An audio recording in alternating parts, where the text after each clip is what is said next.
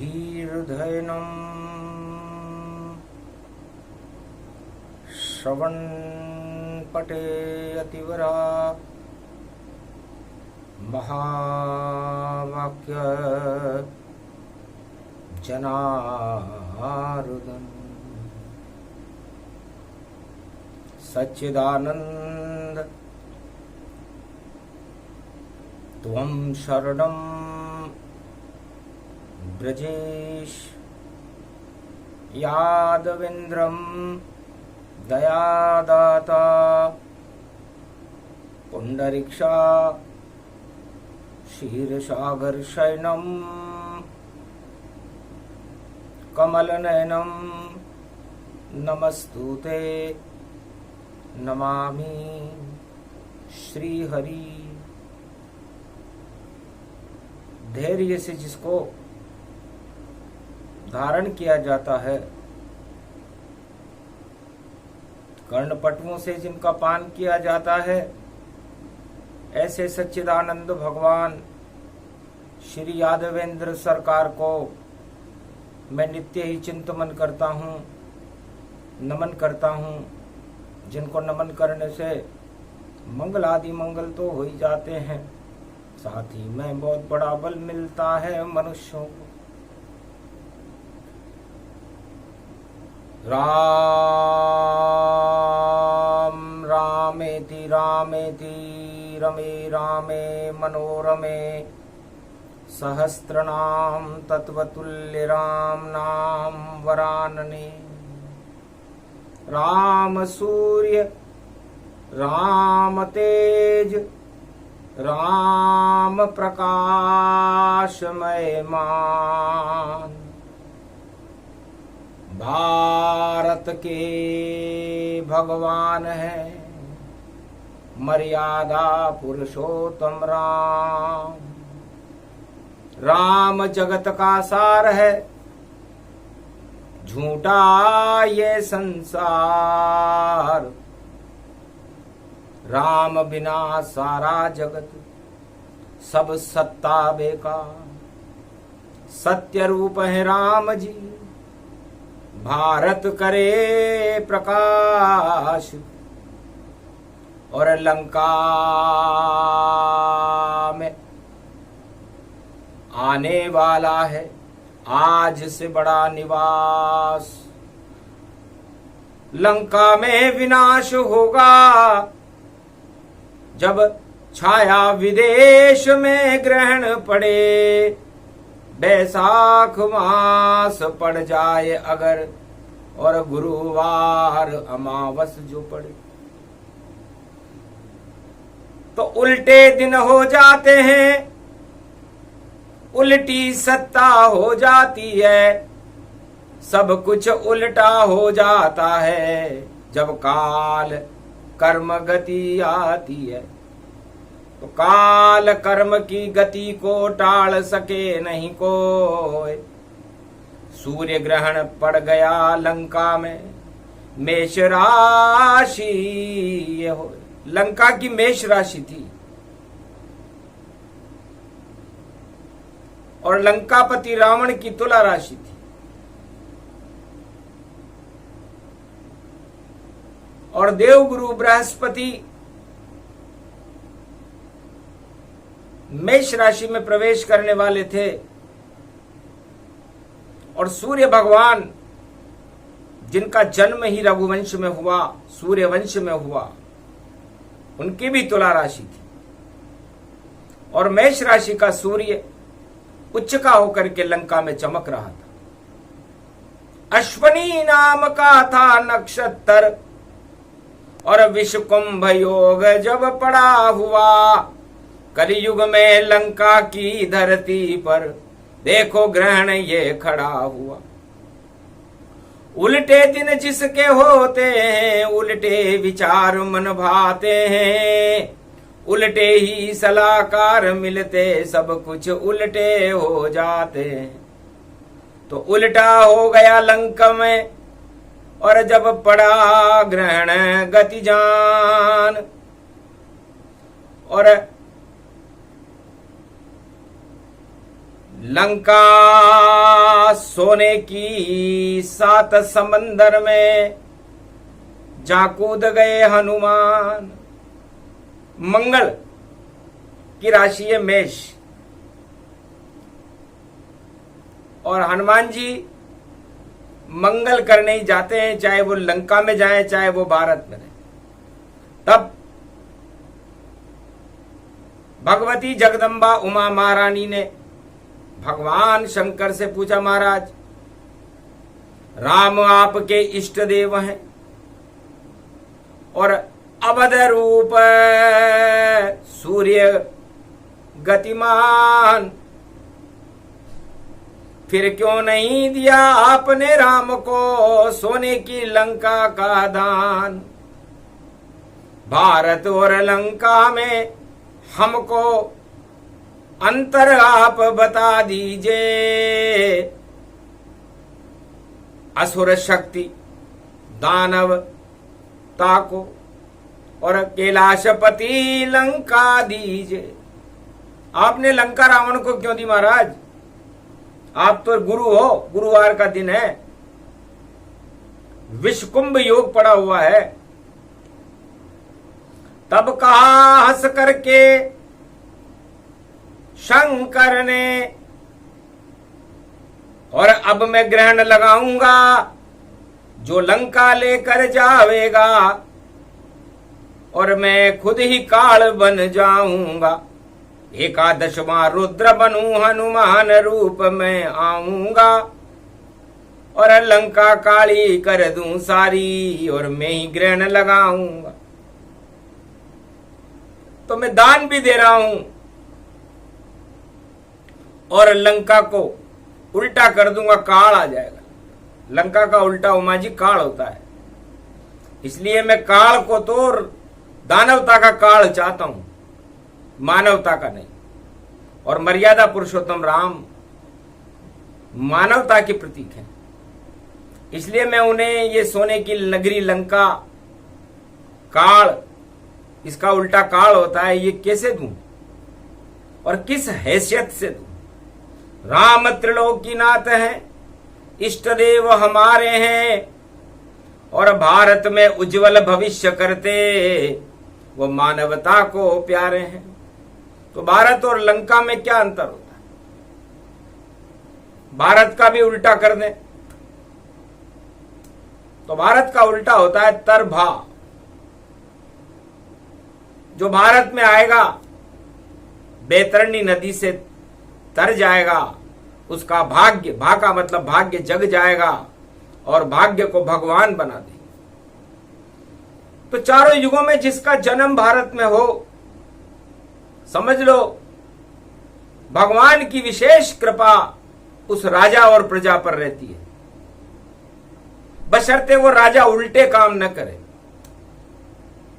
यदि लंकापति रावण की तरह भारत का राजा उल्टे काम करने लग जाए तो फिर उल्टी गंगा बह जाती है, और उल्टी गंगा बहने के बाद फिर कीचड़ ही कीचड़ हो जाता और गंगा का पता नहीं चलता।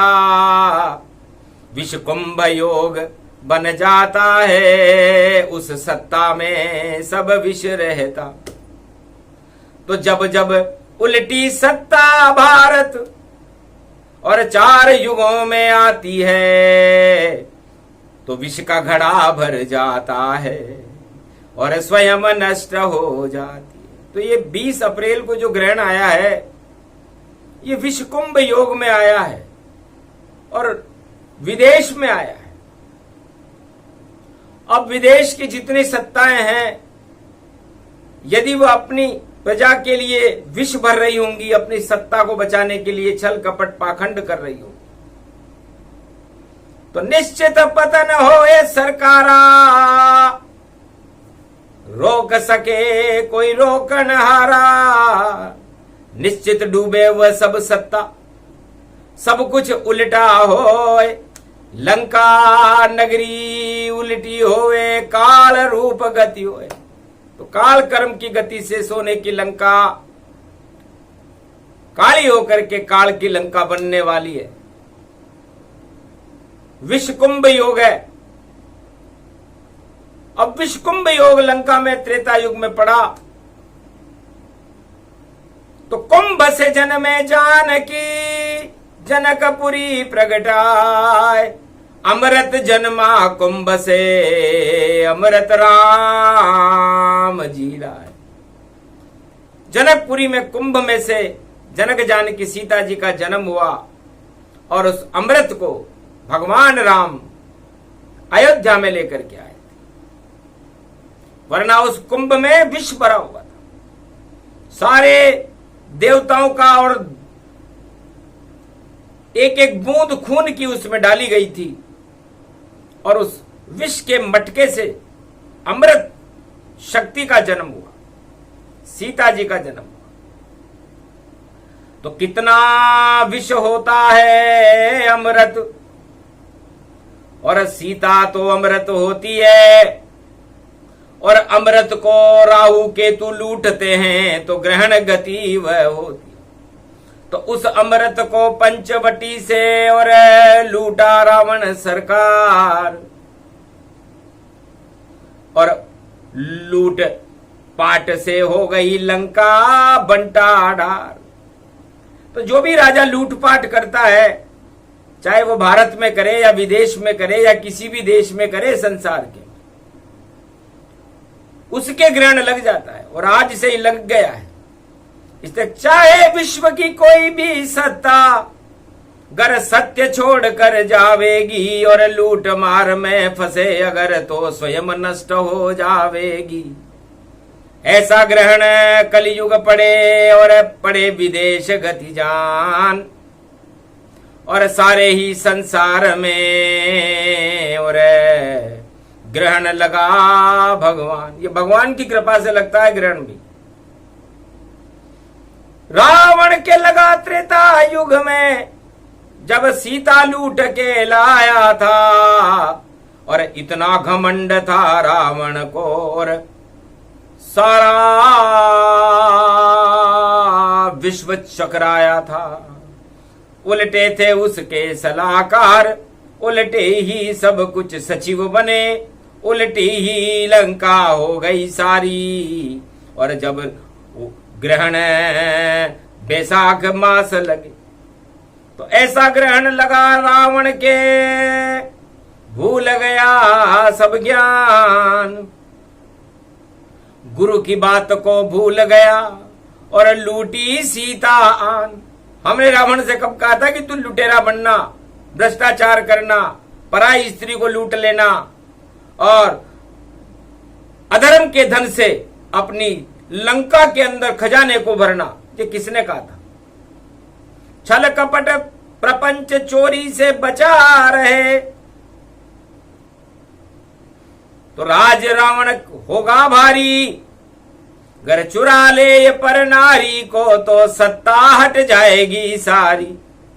आखिर रावण ने शिव जी की और बात का कभी न गौर किया, इस कारण लंका डूब गई और ग्रहण लंक को लगा। तो कलयुग में भी डूबेगी भ्रष्टाचार सरकार, जो रावण नीति अपनावे उसका बंटाढार आज से ही शुरू हो गया। और देखो सत्य का खेल, और राहु केतु लगे सूर्य पर, और ग्रहण लगे विदेश, तो सारी विदेश की सरकारों पर ग्रहण की छाया पड़ चुकी है। प्रशांत महासागर में ग्रहण है और भारत तो शांति का महासागर है। तो भारत के लोगों के लिए भगवान शंकर वाणी में फरमाते हैं कि भारत में शांति बनाए रखो, सब धर्मों का सम्मान करो, घन घमंड और भ्रष्टाचार से दूर रहो, और यदि भ्रष्टाचार कर भी लिया हो तो सुधार करो और उस भ्रष्टाचार की जांच कराओ, और उस भ्रष्टाचार को अरब सागर में जाकर के फेंक दो, खाड़ी में फेंको भ्रष्टाचार, तब ही भैया बच पाओगे, वरना सड़ जाएगी सारी लक्ष्मी और तुम भी खुद सड़ जाओगे। तो क्यों ऐसा विचार लाते मन में, जब ग्रहण पड़ा बैसाख मास और 20 अप्रैल की छाया में, और देखो सत्ता का होता नाश। तो बड़ी बड़ी सत्ताओं पर लग गया सूरज ग्रहण। 7:30 बजे से शुरू हुआ है और 12 बजे तक ग्रहण, और 12 बजे अभिजीत मुहूर्त में राम जी का जन्म हो जाता है।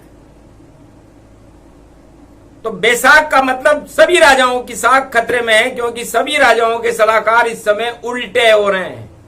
उल्टी बुद्धि, उल्टा विचार, उल्टे ही सलाहकार सारे, और जो भी काम करे सत्ता सब होता है उल्टा प्यारे। तो हमने किया नहीं उल्टा और खुद ही उल्टा होए। ऐसी उल्टी नीति चले जब ग्रहण की छाया होए।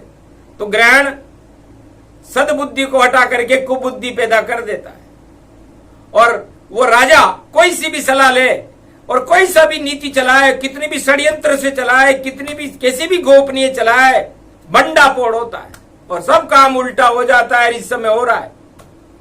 इसलिए उल्टे काम सब छोड़ो राजाओं, और जपो राम का नाम, और भ्रष्टाचार को उखाड़ कर फेंको। यहां भारत में भ्रष्टाचार का क्या काम। ये तो ग्रहण विषकुंभ योग में अश्वनी रूप दिखाया है, और लंका में जब लगा ग्रहण रावण तक बच नहीं पाया है। सोने की लंका 1.25 लाख परिवार लंका डुबाया है। राम नाम लेने वाला ही लंका राज्य चलाया है। तो त्रेता युग में यही ग्रहण आया था, विषकुंभ योग में आया था, और रावण के सब सलाहकार उल्टे थे, रावण के विचार उल्टे थे, उसके दिन उल्टे थे, और वह उस उल्टे दिनों को और सीता जी को भी लूट कर, भ्रष्टाचार की लक्ष्मी को लूट कर लंका में ले आया। अब बचाए तो कौन बचाए। आखिर बची न सकी वह लंका, और डूबा रावण जल गई लंका। तो वैसा ही ये योग है। मास पड़ा रे बैसाख, रामचंद्र का भजन करो तो राम जी राखे लाज। पर ऐसा हो सकता नहीं जिसने किया है भ्रष्टाचार। निश्चित डूबे वह सत्ता, चाहे विश्व में कहीं भी बने सरकार, विश्व में कहीं भी छुपी हुई हो वो सत्ता, इस ग्रहण के बाद डूब जाएगी। और उस इतने छेद हैं उस नावन में, और देखो खेवन हार गलत, और नाव भंवर में फंस गई भैया, कैसे चलेगी नाव कलयुग। कलयुग में सब नाव भंवर में भ्रष्टाचार की फंस जावे, और राम सहारा नहीं मिले तो सत्ता सारी डूब जावे। तो राम सहारा रावण और कैसे लेत सरकार।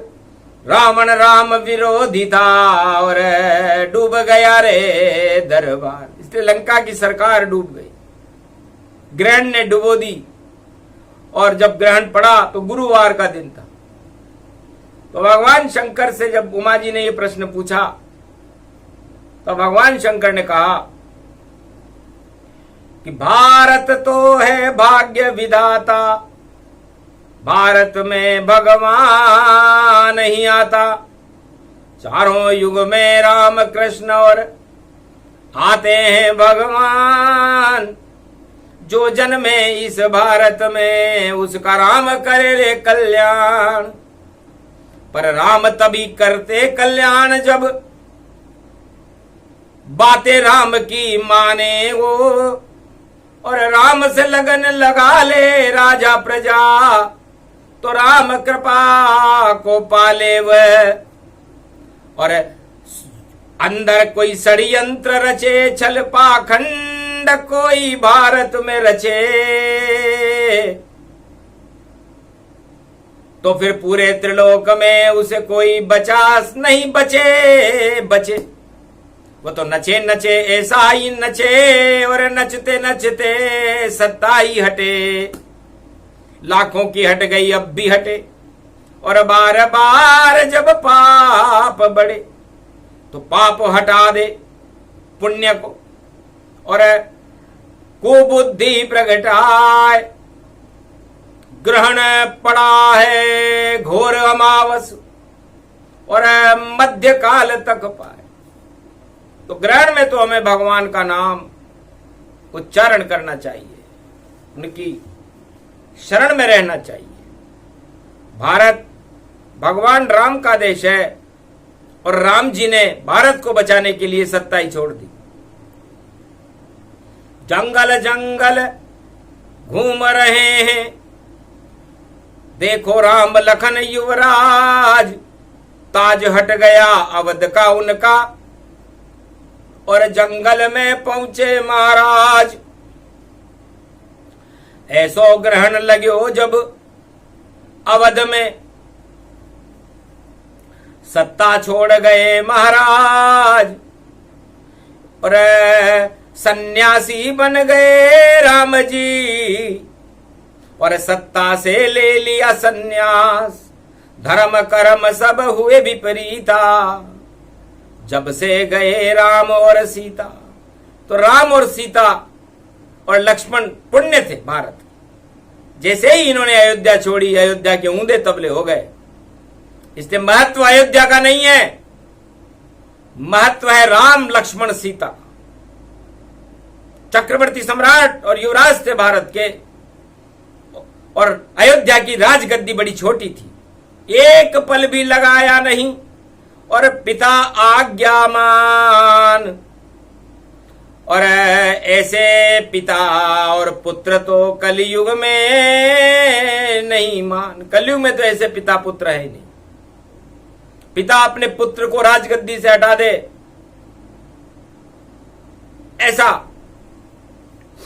राम राज्य में ही हो सकता है, अयोध्या में ही हो सकता है, बाकी अन्य किसी देश में नहीं हो सकता। क्योंकि सत्ता में षड्यंत्र छिपे हैं और सारी प्रजा भागे गति जान। साम दाम और दंड भेद से कैसे मिले सिंहासन जान। तो जहां कुमति ग्रहण फैलावे तो सारी सत्ता उल्टी हो जावे। उल्टे ही सब काम हो, उल्टे ही सब राम और काम न आवे कभी कोई और देखो राम और दाम। एक समय ऐसा आएगा कलयुग में उमा जब न राम काम आएगा सत्ता के, न दाम काम आएंगे और भगवान की लीला को समझ भी न पाएगा कोई। वो समय आ गया जगत में अब और सूर्य ग्रहण की छाया है। राम जी की लुट गई माया और लूटने वाला रावण सामने आया है।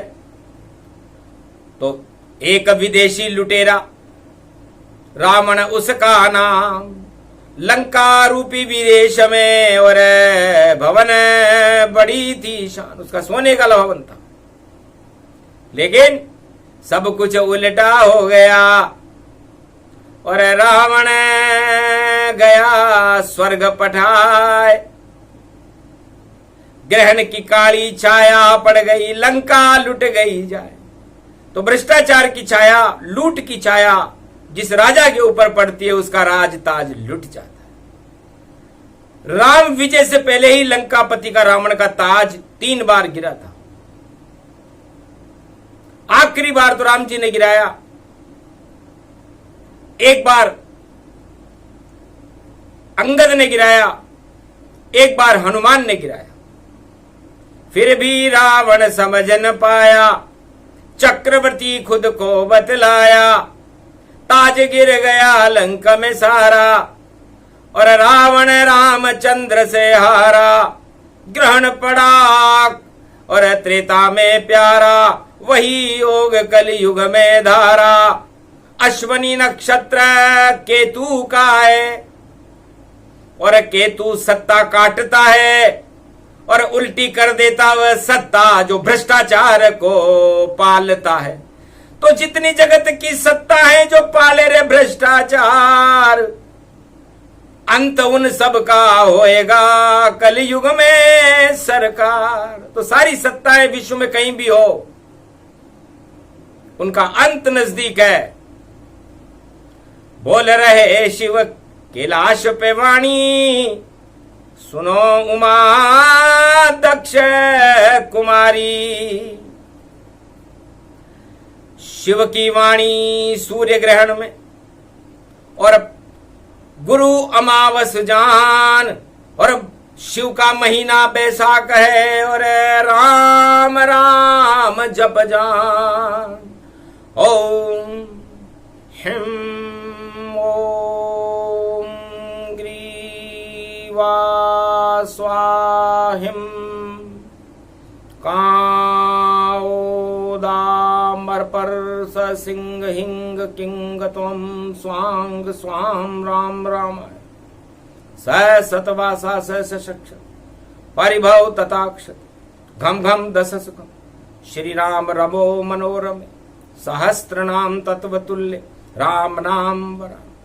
ओम राम रामाय हिंग किंग रामाय सर्व संग्राम रमा रमा मनोरमे सहस्त्र नामम परा ब्रह्म रामम तरा ब्रह्म रामम सुरा ब्रह्म रामम सुरासुरतिम तम ब्रह्म वेद वेदम साम वेद अथर्मण सर्व संधान गंधर्व शास्त्र गुप्त नियम गोपनीयम परम प्रसिद्धम।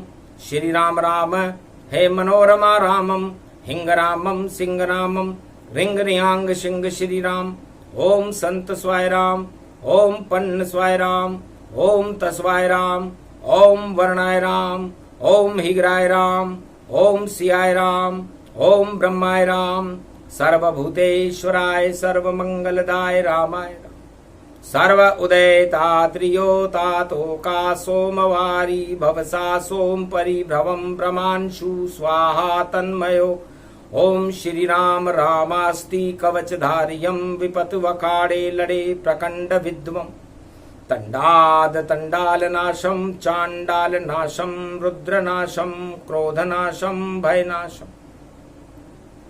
शाकनी डाकनी राक्षसी बेताल योगनी भोगनी पिशाचनी नारितम भृगुभयम। श्री राम नाम भजत ततक्षम हनुमान उवाच श्री सीतारामाय नमः। रामचंद्र का हुआ जयकारा, भारत में ग्रहण की नहीं कोई छाया, और माया लंक में बैठी माया, रावण सीता लई चुराया। अमृत कलश थी सीता और बनी विश्व का कुंभ, अशोक वाटिका में जहर फैल गया, खत्म हुआ रावण का घमंड। आग का गोला बन करके और विश्व कुंभ बन करके सीता जी अशोक वाटिका में गई तो लंका आग का गोला बन गई, ताज ही गिर गए। भ्रष्टाचार में रावण का पतन हो गया। रावण में कोई कमी नहीं थी, पर पराई स्त्री और पराय धन को लूटने से लंका के पुण्य ही समाप्त हो गए। तो विश्व के जितने भी राजा हैं जो भ्रष्टाचार करके सोचते हैं हम अरबपति खरबपति हो गए, हम ही धनवान हैं, सोच लो उनके पुण्य समाप्त हो गए। 200 वर्ष तक धृतराष्ट्र सरकार का पुण्य था, लेकिन द्रौपदी की साड़ी खींचते ही 6 महीने का रह गया। लंका में जैसे ही सीता को लूट कर ले गया रावण का राज 6 महीने का रह गया। 6 महीने बाद लंका का राजा विभीषण बन गया था।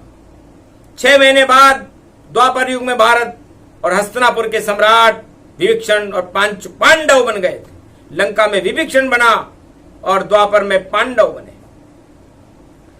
तो अधर्म से धन होता है 2, 5 और 7। तुलसी 12 वर्ष में जड़ा मूल से जा, पर धन पत्थर मानिए पर त्रिय मात समान। और इतने पर हरि ना मिले तो तुलसीदास जमान।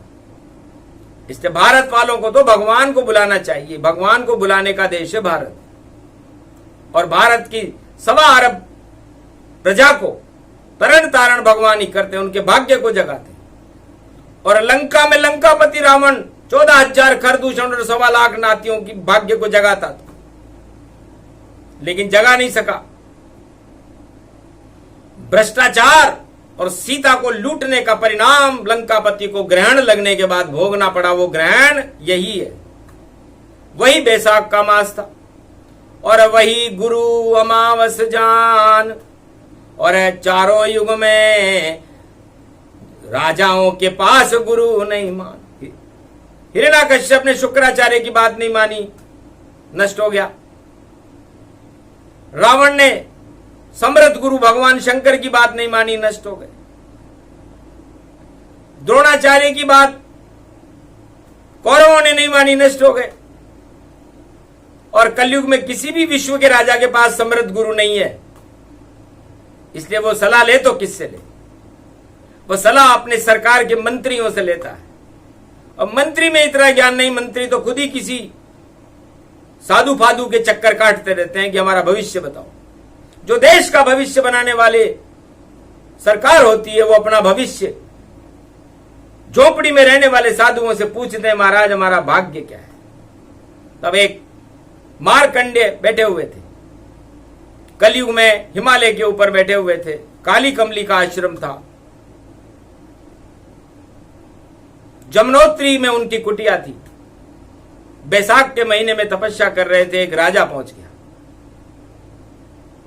सूट बूट में पहुंचा रे राजा, और घन घमंड था वहां सवार। शीश झुकाया नहीं ऋषि को, क्योंकि था भारत सरकार। मारकंड ऋषि बैठे थे और कर रहे थे वह ग्रहण में ध्यान। गुरु चरण का ध्यान लगावे और दिव्य दृष्टि में थे भगवान। एक दृष्टि से राजा देखा, घन घमंड राजा सरकार। पूछा कैसे भाग्य जगाऊं, कैसे बचे मेरी सरकार।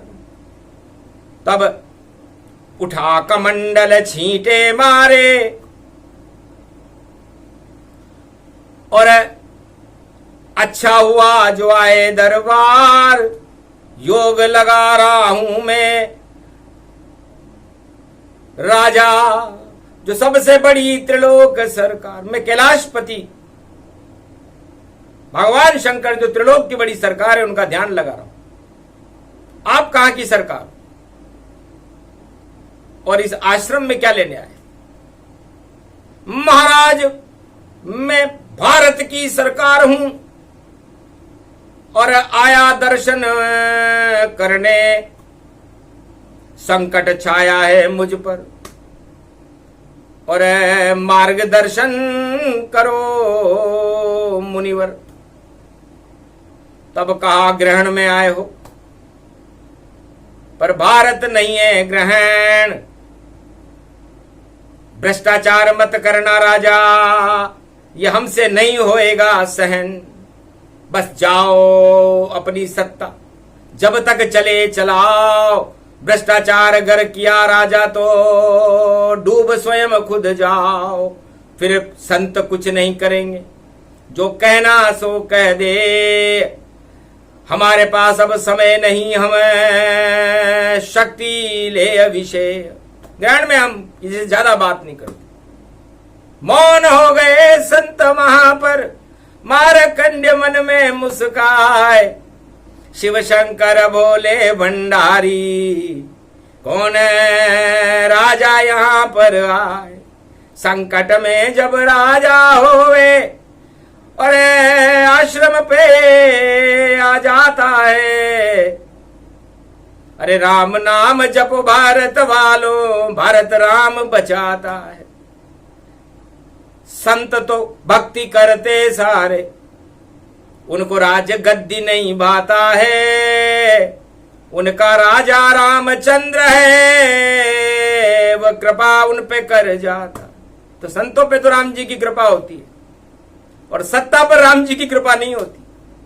क्योंकि सत्ता झूठ ही जानिए, सत्य का नहीं मैं काम, और सत्य राम का नाम है, सत्य संत सब जान। सारे संत सत्य हैं, राम सत्य है, ये भारत भी सत्य है, सत्यमेव जयते है। तो जय जयकार अपनी नहीं, सत्यमेव जयते भारत और भारत माता की और भगवान की लगाओ। और जो अपनी जय जयकार लगावे, रावण यही कराता था, 14,000 खरदूषण से वह रोज ही जयकार लगाता था। पता नहीं चल पाया देखो, खरदूषण सब भाग गए, राम तीर से मारे जावे, एक भी बच नहीं पाए कहे। जयकारा ही हट गया और लगा जय श्री राम। लंका में विभीषण ने बोला, देखो अकेला इंसान, जय श्री राम। लंका में जब राम गूंजाया, तो ग्रहण राम ने लंक हटाया। हनुमान प्रकोप से लंका जली तमाम, विभीषण का घर नहीं जला, वहां बसे थे राम। पूरी लंका जल गई, ग्रहण में पाप की लंका थी इसलिए जली, भ्रष्टाचार की लंका थी, लेकिन विभीषण का घर नहीं जला। वेद प्रमाण शिव ने बतलाया, ऐसा ग्रहण त्रेता में आया, और लंका की डूब गई सब माया, राम नाम जयकारा पाया। राम राम हो गया। भारतवासियों ने तो राम जी को धक्के देके बाहर निकाल दिया। अयोध्या के नागरिकों ने और अयोध्या के राजा दशरथ ने निकाला था। बड़े गर्व से आज आप राम को याद करते हो। वो दिन भूल गए जब आपने राम का ही त्याग कर दिया, और राम ने फिर भी आप पर कृपा की और भारत में राम राज्य की स्थापना उन्हीं रामचंद्र भगवान ने की थी, और उसका भविष्य विभीषण का घर बचाया। तो राम नाम में बड़ी शक्ति होती है, और राम नाम भ्रष्टाचार से दूर रहता है। राम सभी धर्मों के हैं, सभी धर्मों में अनादिकाल से सतयुग से कलयुग तक राम का सम्मान होता है। घट घट में राम जी हैं, पूरे त्रिलोक में राम जी हैं, इसलिए राम किसी एक व्यक्ति के तो हो नहीं सकते, या कोई एक सत्ता ये कहे कि हम ही राम जी हैं, ये भी झूठ है, क्योंकि ऐसा होता अगर वहां तो राम स्वरूप अनेक, क्षण में सबई मिले भगवाना, उमा मरम ये काहू न जाना। जितनी जनसंख्या थी अयोध्या की उतने राम जी बन गए थे। तो राम जी ने भेदभाव का किया। अयोध्या में क्या कौशल्या के कई सुमित्रा और राम परिवार ही रहता था क्या? कोल किरात भील वनवासी और गरीब और सभी जाति के लोग अयोध्या में रहते थे। और जब भारत लंका से भारत में राम जी आए तो उनका चरित्र देखिए, चित्रण देखिए कि सारे भारतीयों से एक साथ मिले। ये नहीं कि सबसे पहले हम गुरु वशिष्ठ से मिलेंगे, दशरथ से मिलेंगे, कौशल्या से मिलेंगे, कैकेयी से मिलेंगे, सुमित्रा से मिलेंगे, नहीं, हम हमारी प्रजा से पहले मिलेंगे, बाद में मिलेंगे। हनुमान जी भी गदगद हो गए। ये राम नीति है, इसे भारत में अपनाना चाहिए कि हम श्रेष्ठ नहीं, सारा भारत श्रेष्ठ है, सारे भारत की प्रजा श्रेष्ठ है, सारे भारत के धर्म श्रेष्ठ है। और ग्रहण में ऐसा संकल्प करना चाहिए कि हम सबके लिए हैं और परहित के लिए हैं। परहित सरिस धर्म नहीं भाई, जो ऐसा करे ग्रहण न पाई। यदि कोई आदमी आज से ये संकल्प करेगा भारत में कि मैं परहित करूंगा, भारत के राष्ट्र के लिए अपनी जान भी कुर्बान कर दूंगा, मैं सभी धर्मों का सम्मान करूंगा, सभी भारतीयों को किसी भी जाति और धर्म का वो अपना माता पिता मानूंगा, भाई बंधु मानूंगा, तो फिर भारत में राम राज्य निश्चित आएगा। वरना ये ग्रहण चोट लगाकर जाएगा और खोट हटा के जाएगा, तो ये खोट हटाने आया है। कुंभ में शनि देव खड़े न्यायाधीश हैं, न्यायाधीश सबसे बड़ा खोट हटा दे जाए, सभी फैसले होंगे कलयुग में न्यायक विक्रमादित्य प्रगटाए। तो विक्रमादित्य का न्याय भारत में ही होता है, किसी भी देश में न्याय नहीं होता जितना भारत में होता है। इससे भारत का न्याय इस ग्रहण के बाद बड़ा ऊंचा होगा और सारे फैसले भारत की प्रजा के पक्ष में होंगे। राजाओं को मुंह की खानी पड़ेगी और जो सत्य का राजा होगा, जो राम को मानने वाला राजा होगा, उसकी भी जयकार होगी, लेकिन वह असत्य को छोड़ेगा जब होगी। इसलिए छोड़ो राजाओं असत्य को, ये तो देश सत्य गति जान। और सत्य नारायण राज करते हैं और भारत की बढ़ती है शान। चारों युग में भारत के राजा सत्यनारायण भगवान। चंद्रचूड़ एक राजा वन में विपत हरी। चंद्रचूड़ एक राजा वन में विपत्ति हरी। जंगल में भी विपत्ति हटाने चंद्रचूड़ जी आ जाते। सत्यनारायण भगवान के तो अनेक रूप हैं। राम भी उनका ही रूप है, कृष्ण भी उनका ही रूप है, कल के अवतार भी उनका ही रूप है। तो भारत में तो ये ग्रहण है नहीं, भारत में तो सत्यनारायण का राज है। इससे भारत की जय जयकार हो। भारत की 1.25 अरब प्रजा के लिए ये ग्रहण शुभ हो, क्योंकि ग्रहण है ही नहीं तो अशुभ कैसे हो सकता है। लेकिन जो दानव नीति अपना रहे हैं सारे संसार के राजा, भारत पर प्रकोप करना चाहते हैं, भारत को लूटना चाहते हैं, सोने की चिड़िया को, भारत को नष्ट करना चाहते हैं, ऐसा हो सकता नहीं। और भारत शेर समान, भारत ही भगवान है और नरसिंह इसको जान। ये जब तक नर है, जब तक नर है, जब तक नारी है, जब तक नारी है, नर नर में राम, नारी नारी में सीता, और नरसिंह बन जाए या फिर बन जाती है गीता। इसलिए गीता महाभारत को समाप्त कर देती है और राम रावण को समाप्त कर देते हैं और नरसिंह हिरण्यकश्यप को समाप्त कर देते हैं। तो कलयुग में भ्रष्टाचार समाप्त करने में 1 मिनट लगता है। सोच लिया भगवान ने, पड़ा 20 अप्रैल, भ्रष्टाचार पे कसूंगा देखो कड़ी नकेल। सारा भ्रष्टाचार ही भारत से हो बाहर, यहां तो आएंगे अंदर भैया देखो कल की अवतार। तो कल की अवतार को भ्रष्टाचार बिल्कुल अच्छा नहीं लगता है। जो भ्रष्टाचार करता है उसको भारत से बाहर वो करता है।